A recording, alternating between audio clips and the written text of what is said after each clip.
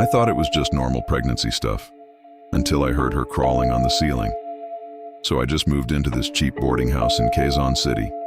It's quiet, a little old, but whatever. It's near my school. The landlady told me a pregnant woman lives upstairs. She said she mostly keeps to herself.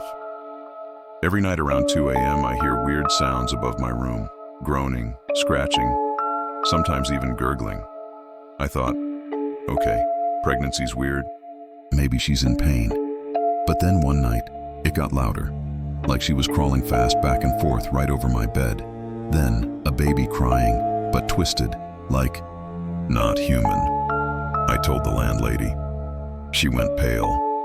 She says, "Anak, there's no one living upstairs anymore." She said the woman died giving birth 2 years ago. Her baby didn't survive either. They were both buried in the province.